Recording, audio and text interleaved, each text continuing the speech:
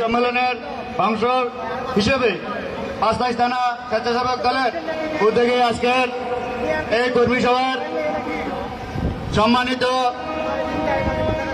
প্রধান অতিথি ছাত্র দলের সোনালী ফসল চট্টগ্রাম মহানগর স্বেচ্ছাসেবক দলের সাবেক সাধারণ সম্পাদক এবং চট্টগ্রাম মহানগর জাতীয়তাবাদী স্বেচ্ছাসেবক দলের সম্মানিত আহ্বায়ক বেলায়েত হোসেন বুলু ভাই উপস্থিত আছেন।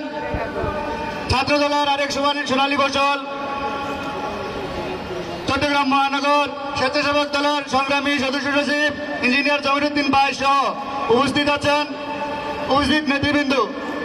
আরো উপস্থিত আছেন চট্টগ্রাম মহানগর স্বেচ্ছাসেবক দলের সাবেক দপ্তর সম্পাদক আবু বকর রাজু ভাই, সহ সাধারণ সম্পাদক আব্দুল মান্নান ভাই, সহ সাধারণ সম্পাদক হাসান ভাই, মফিজউদ্দিন সুমন ভাই এবং উপস্থিত আছেন প্রধান সম্পাদক আকবর হোসেন মানিক সহ উপস্থিত নেতৃবৃন্দ। আসসালামু আলাইকুম।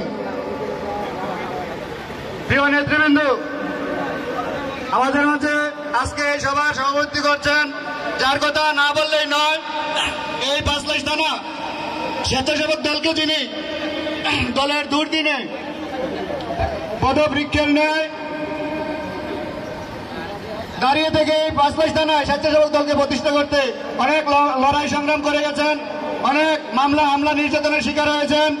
আমি কৃতজ্ঞতা জানাচ্ছি সেই শফিউল আলম শফি ভাইয়ের প্রতি।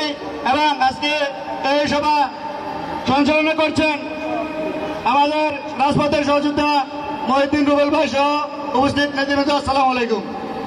প্রিয় নেতৃবৃন্দ, সবাই মনে হয় বক্তৃতা শুনতে শুনতে মনে হয় একটু